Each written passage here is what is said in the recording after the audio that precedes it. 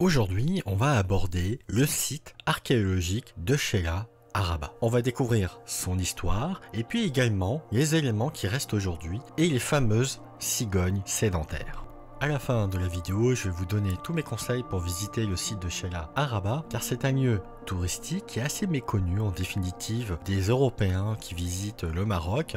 Pourtant Chella, tout comme Lixus et Volubilis, est un site important de la Rome antique et des Phéniciens de Carthage, et puis également de l'histoire bien sûr du Maroc, et c'est bien dommage de ne pas connaître ce site, donc j'espère quand même vous le faire découvrir.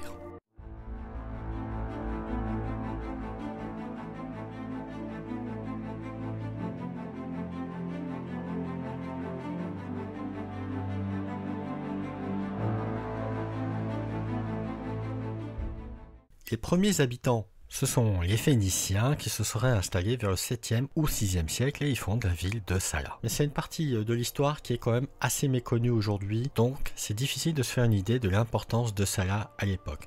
Mais on va pouvoir remarquer quelques éléments. Ensuite, la ville va être sous influence carthaginoise qui sont en réalité également des anciens Phéniciens. En tout cas, la chute de Carthage va probablement encourager l'Empire romain à s'étendre sur ces parties occupées par les anciens Phéniciens. C'est en tout cas ce qu'on a pu observer à Ixus, Tanger et bien sûr Volubilis, qui est un site majeur romain au Maroc. Salah, Colonia est par contre une cité beaucoup plus maritime et puis qui est plutôt là pour des échanges commerciaux. Alors on sait que les Romains se sont bien installés, probablement que c'était plutôt considéré comme une petite cité, en tout cas une ville assez moyenne, mais qui était en plus surtout à l'extrémité de l'Empire romain, donc difficilement contrôlable, pas autant en tout cas que Lixus, comme on a pu le voir dans la vidéo, que je vous invite à voir, ou sur Volubilis, où les Romains avaient quand même beaucoup plus d'influence.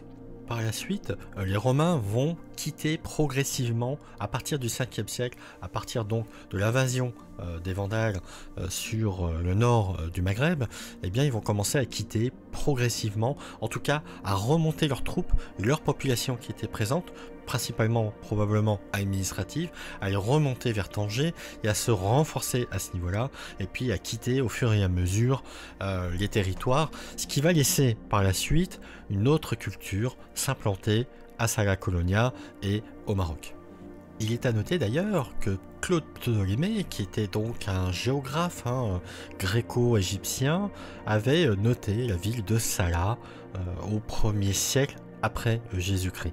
Donc cette ville avait déjà une petite importance au point d'être notifiée dans l'Empire romain, dans les textes et la géographie de Claude Ptolémée. D'ailleurs je vous invite à voir cette carte qui est assez exceptionnelle puisque c'est une carte du 1er siècle qui a été refaite au 15e siècle d'après les éléments de Ptolémée, et on peut voir qu'en réalité il connaissait déjà beaucoup de choses, évidemment dans l'environnement de la Méditerranée, mais bien plus au loin également. Donc les Romains en tout cas quittent probablement Salah Colonia vers le 5e siècle, donc comme je disais pour remonter vers Tanger et quitter en définitive totalement le Maroc. Et bien en fait les Arabes vont conquérir donc la région et Salah Colonia bien évidemment. Il faut dire qu'à l'époque romaine, en réalité, Salah était un peu le point final de la route qui menait jusqu'à Tanger, qui était donc une des routes principales menant jusqu'à Tanger, en passant notamment par Lixus, et puis elle était à peu près au même niveau que Volubilis, qui elle avait une autre route à l'intérieur des terres qui menait également jusqu'à Tanger. Cette situation donc de Salah a sûrement encouragé les Arabes à s'y installer, puisqu'on avait déjà des routes préétablies, prédéfinies, qui leur permettaient de commercer avec d'autres villes. Donc par la suite, les Arabes donc contrôlent la ville de Chella, mais la ville ne perd pas vraiment d'importance, puisque sous le royaume de Berghouata, ça reste une ville importante. Ensuite, elle est conquise par Moulay Idriss le Grand, qui est un personnage très connu au Maroc, par les Zénètes du Ibn Abou, par Ziri Ben Atia et les Beni Ifren, qui vers 1060 cédèrent la place cette fois-ci aux Almoravides. Au XIIe siècle, Chella est quasiment abandonnée, jusqu'à que cette fois-ci les Mérinides y installent leur nécropole. Donc Chella va se développer en tant que nécropole, un lieu de pèlerinage, un lieu également de recueillement. C'est pour ça qu'on va y trouver notamment une mosquée, mais également, plus étonnamment, une école coranique, un centre d'hébergement également pour les pèlerins. La nécropole va garder une certaine activité jusqu'au XIVe et XVe siècle. Et puis, au fur et à mesure, eh bien, cette nécropole perd de son importance, perd de son influence et semble tout doucement abandonnée. Donc la cité de Sheila va être pillée au fur et à mesure des siècles, hein, un peu comme en Égypte, hein, on essaie d'y retrouver des objets précieux, ce qui fait qu'en réalité Sheila est quasiment à l'état de ruine lorsque les Français commencent à s'y intéresser. Comme vous allez voir sur les photos, eh bien ça ne ressemble pas vraiment à ce qu'on peut voir aujourd'hui. Ça a été très bien restauré depuis un siècle au fur et à mesure du temps. Et l'intérêt, il est vrai, de Salah Colonia, hein, donc de Sheila aujourd'hui, a pris beaucoup plus d'importance puisque ça fait partie de l'histoire du Maroc d'aujourd'hui et d'hier, bien évidemment. Voilà ce que je pouvais dire sur la partie historique de Sheila. Évidemment, on ne sait pas tout, donc probablement qu'on découvrira un jour encore d'autres vestiges romains et d'autres époques. En tout cas, ça a été le cas en 2023. Donc tout doucement, le site archéologique nous révèle des nouvelles informations. Aujourd'hui, il faut savoir, c'est que Sheila est plutôt très bien entretenu. Il est restauré au fur et à mesure par l'État marocain. Il y a plusieurs manifestations qui se déroulent tous les ans, dont un festival de jazz. Puis la particularité également de Sheila aujourd'hui, c'est d'avoir des cigognes sédentaires qui se sont installées sur le site depuis plusieurs décennies, je ne sais pas exactement depuis combien de temps, mais elles ont l'air de bien s'y plaire, alors que à la base, la cigogne est un oiseau migrateur. Et bien dans ce cas présent, beaucoup de cigognes se sont installées à Sheila et elles y restent en fait toute l'année. Donc c'est assez intéressant, et puis elles sont très habituées à la présence humaine, donc elles ne se sauvent pas, en tout cas elles restent quand même bien perchées en hauteur. Vous aurez en tout cas tous les loisirs de les observer à bonne distance, et même, vous inquiétez pas, elles vous observent. Alors qu'est-ce qu'on peut voir aujourd'hui à Sheila ? Eh bien, la première chose qui va être impressionnante, à mon sens, eh bien, c'est la porte d'entrée.